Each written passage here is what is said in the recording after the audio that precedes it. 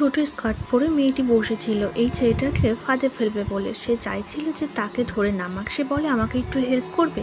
ছেলেটি সবটা বুঝতে পেরেও বলে, ঠিক আছে, তুমি লাফ দাও। তখনই হঠাৎই পেছন থেকে একটা ব্যাগ ছুঁড়ে মারে আর উঠে আসে একটি সুন্দরী ছোট্ট মেয়ে।